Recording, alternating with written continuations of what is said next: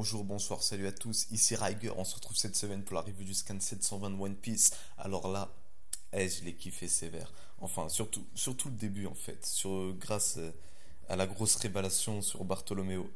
Je pense que personne s'y attendait, je pense que personne s'est dit ouais, ce mec il pense ça de Luffy.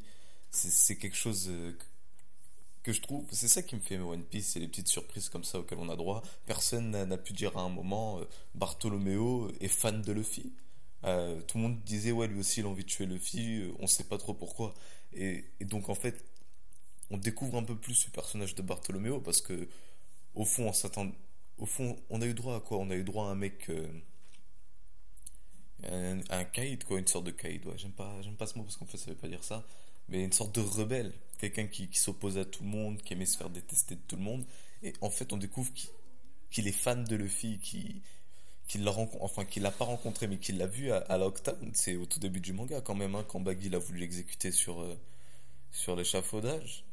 Et, et donc, on remonte à là-bas, et en fait, Bartholomew assiste à tout ça, et du coup, dès qu'il a vu ce miracle, il est devenu fan de Luffy, il l'a suivi dans le journal et tout.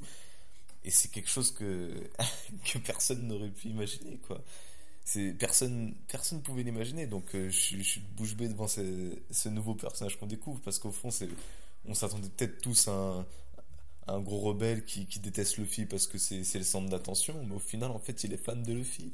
Et donc, ça pourrait peut-être apporter une nouvelle intrigue à l'histoire quand, par exemple, là, il avait envie de défoncer Cavendish au bout d'un moment, et c'est par rapport à ça, parce que je vois que Luffy a beaucoup d'ennemis là dans le Colisée.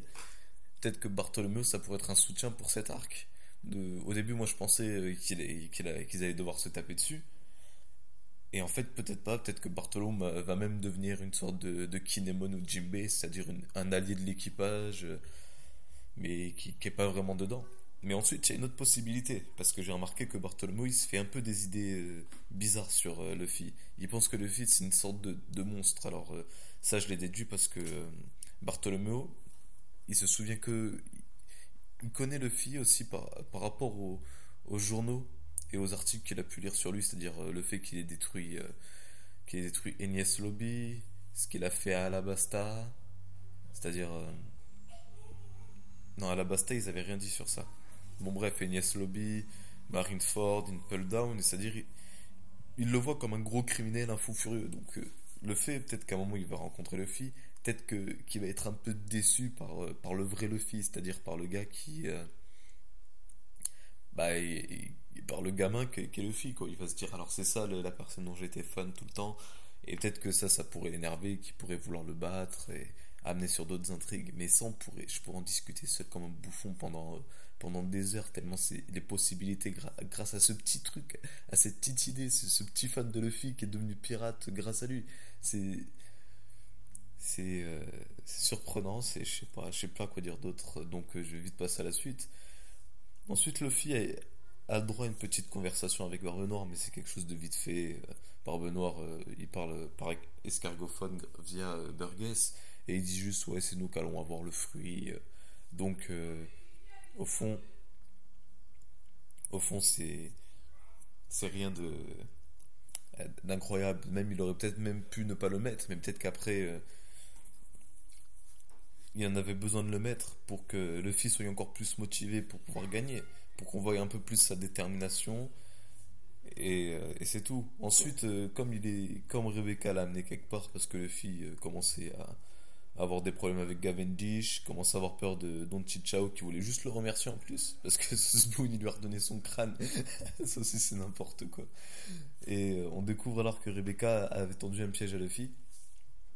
Et on en apprend un peu plus sur Rebecca et les gladiateurs en contrat entre guillemets avec le Colisée. Donc on apprend juste une nouvelle information qui sera en fait qui donne juste une raison de plus pour battre Doflamingo.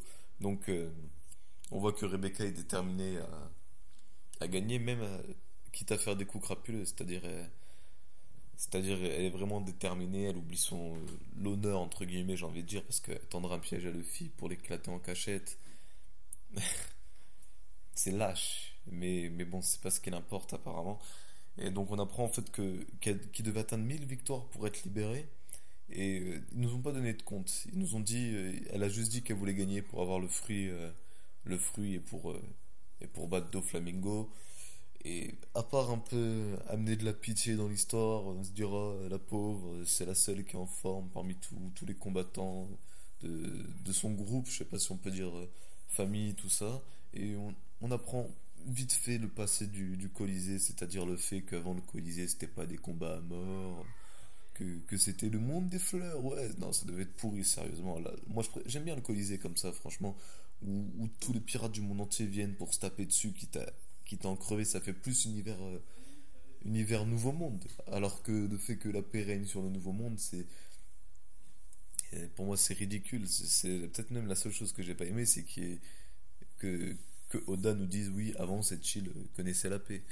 Alors que une paix, mais une paix gentille, au lieu d'avoir une paix stable dans le sens où même s'il y a ce Colisée, parce que là c'est une paix stable hein, qu'ils ont sur Dressrosa, même si c'est excessif dans les deux sens, comme il dit, c'est-à-dire dans sa justice, c'est-à-dire pour protéger les paysans, et aussi pour ne pas les protéger, pour les punir. Mais bon, on connaît pas encore trop bien comment fonctionne ce royaume. On connaît pas les origines de Doflamingo, on sait pas. Parce qu'ils disent que Doflamingo est arrivé il y a 10 ans. Et donc, moi je pense que Doflamingo a fait un coup d'état.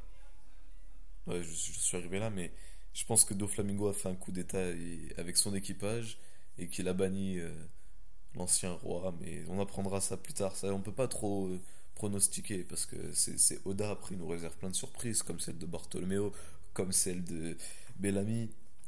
D'ailleurs, j'aimerais bien les revoir face à face parce que Bellamy aussi me fait poser beaucoup de questions, mais comme il a rien à voir dans ce scan, je vais pas trop parler. À part peut-être le fait, la mission que lui a donnée Diamante. C'est, est-ce qu'il va réussir à même essayer de l'accomplir, c'est-à-dire se mettre face à Luffy et essayer de le tuer, ou est-ce qu'il va complètement abandonner cette idée et il va se rallier du côté de Luffy et devenir un allié d'une petite alliance Bartolomeo, Bellamy, Luffy et Rebecca sûrement aussi. Bref, ensuite il y a le prochain combat du groupe D qui va avoir lieu dans un quart d'heure d'après le temps du manga, mais nous on va devoir attendre une semaine pour avoir des réponses. Donc du coup on a Cavendish qui est déterminé au point de tuer Luffy, et on a Rebecca qui est prête à tout pour gagner.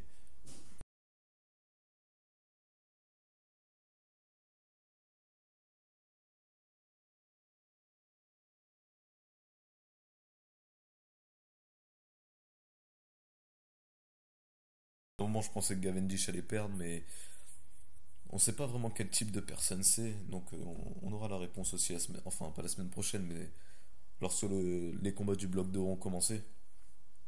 En attendant, on peut juste kiffer ce qu'on a sur le moment et attendre avec impatience. Bref, j'ai pas envie de m'éterniser parce qu'au fond, ce scan il a pas beaucoup de révélations à mon goût. Je pourrais aussi parler de ce qui s'est passé dans les anciens scans, mais tout ça c'est du passé, ce serait radoté. Euh, à part le fait que Zoro, Franky se sont retrouvés, qui vont sûrement retrouver Robin et Usopp, et que de son côté là où il est en train de se faire éclater par Doflamingo et Fujitora, j'attends la semaine prochaine pour parler du scan et voir si ça a un rapport avec tout ça.